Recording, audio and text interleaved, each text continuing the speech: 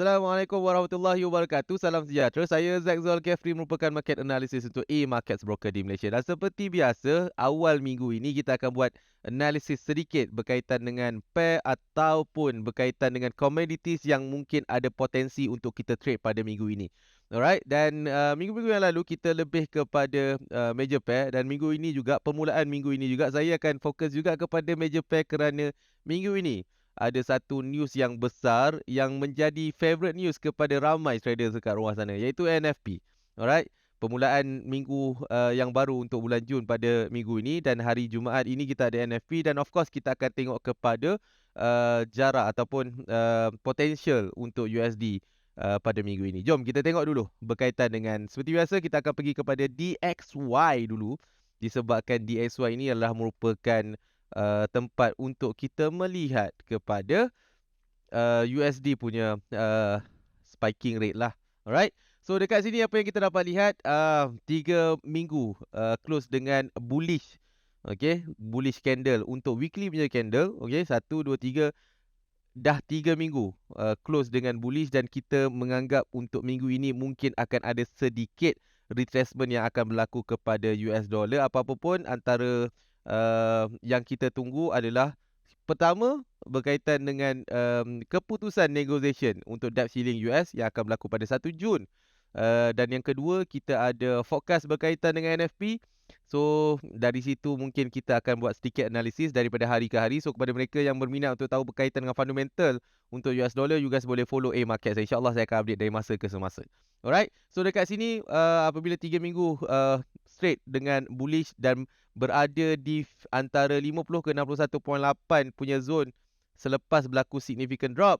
Alright. So mungkin akan berlaku sedikit retracement sebelum price akan terus terbang, ataupun mungkin akan terus terjun juga, kita tak pasti. Alright, so apa-apa pun perjalanan dia akan melibatkan kepada news-news yang besar inilah, data-data ekonomi yang besar ni, untuk kita lihat potential USD pada hari-hari yang akan datang. Apa pun fokus kita pada minggu ini adalah NFP. So hopefully kita dapat menganalisis yang baik pada minggu ini. Alright, so ini adalah sedikit berkaitan dengan US dollar. Mungkin akan ada sedikit kelemahan yang akan berlaku kepada US dollar. Dan jom kita pergi kepada yang seterusnya, USD JPY. Alright.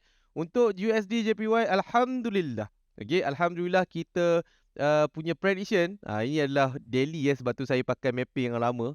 Pada minggu lepas kita predict untuk USD JPY fly sampai ke atas. Dah alhamdulillah satu fly telah berlaku. Pullback sedikit, kita masuk buy, dan alhamdulillah price dah lepas pun untuk possible swap area, ataupun asalnya adalah swap area dah lepas pun. Dan mungkin akan berlaku sedikit, kalau kita tengok pada US dollar yang kita tahu melemah, mungkin akan berlaku sedikit penurunan. Sebab ini adalah D1 ataupun daily, dan mungkin betul lah akan ada sedikit penyunaman sebelum price ini akan terbang semula. Dan mungkin dekat di zone, ataupun mungkin dekat zone yang kat bawah ni lah. So apa-apa yang nanti kita akan tengok kepada, dari masa ke masa kita akan tengok kepada dia punya direction. Ini adalah sedikit orang kata idea sahaja kepada long direction untuk USD JPY. Right. So kita pergi yang kedua berkaitan dengan Euro USD. Right. Untuk Euro USD, alhamdulillah, okay, kita berjaya untuk membuat satu mapping yang price tu ikut mapping kita. Okay. Last week pun kita expect bahawa akan ada penurunan daripada supply area di atas ini sampailah ke bawah, lebih kurang plus minus daripada sini sampai sini dalam 101 pips.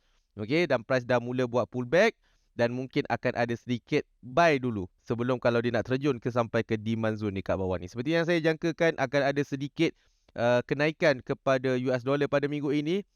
Bukan US dollar, sorry. Kenaikan kepada Euro USD pada minggu ini, dan kelemahan sedikit pada US dollar.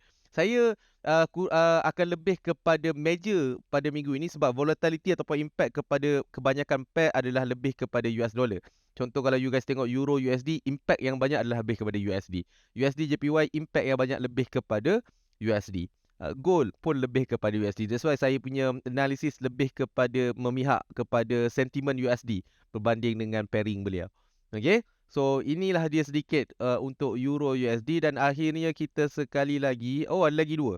Alright, kita akan melihat kepada JBP USD dulu. Alright, untuk JBP USD. Alright, saya tak buat analisa minggu lepas saya tak buat analisa untuk keseluruhan pair JBP USD, yang ni kita baru tengok. Okey, fokus untuk minggu ini ataupun overview untuk minggu ini kita menjangkakan akan ada sedikit kenaikan kepada JBP USD disebabkan sama juga sentimen USD juga.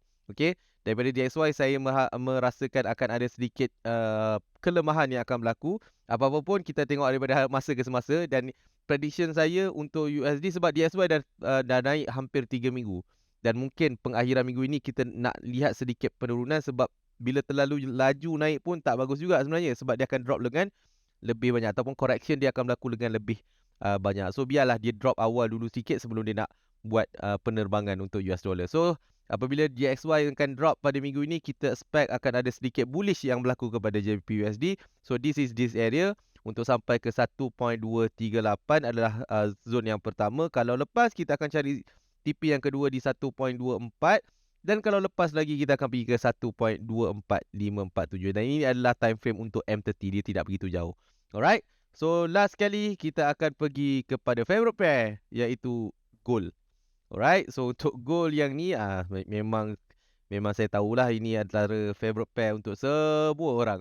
Sama juga kita punya expectation kepada gold, alhamdulillah sampai ke demand area. Kalau siapa tengok saya punya weekly punya analysis last week, memang junam sampai ke bawah, dah sampai ke 1939 pun. Dan apa yang kita mengharapkan sama juga, kita akan lebih fokus kepada sentimen USD. Saya mengharapkan sedikit kenaikan kepada gold untuk minggu ini selepas satu signifikan yang dahsyat daripada atas ni sampailah ke bawah ni, kurang lebih dalam 400 pip untuk satu minggu punya perjalanan, agak jauh. So kita mengharapkan sedikit retracement yang akan berlaku kepada gold pada minggu ini. So inilah zone dia yang kita akan target. Yang pertama pada zone 1954. Kalau break kita akan pergi ke 1964, dan kalau break lagi kita akan sampai ke full TP kita 1978. Apa-apa pun seperti yang saya cakap kepada tuan-tuan dan puan-puan yang berada ke luar sana, hati-hati dalam trading. Walaupun kita dah ada kita punya flow, still need untuk be patient. Kena hati-hati dalam trading, kena belajar banyak benda sikit berkaitan dengan trading ni. Jangan hanya mengikut kepada mapping. Macam-macam possibility yang boleh berlaku. Saya bersedia untuk bantu tuan-tuan. Kalau siapa yang baru nak belajar trading atau sebagainya, just follow semua A Markets punya media sosial, ataupun personally boleh follow saya di Facebook page saya.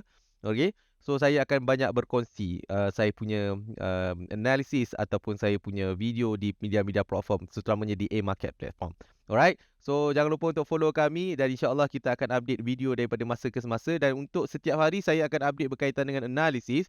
Tapi kalau nak belajar lebih detail ataupun nak belajar berkaitan fundamental ataupun technical, tuan-tuan boleh je direct berhubung dengan kita punya account manager untuk pertanyaan berkaitan dengan pendidikan di A Markets. Okey, kita berjumpa untuk di next video. Assalamualaikum warahmatullahi wabarakatuh. Bye bye.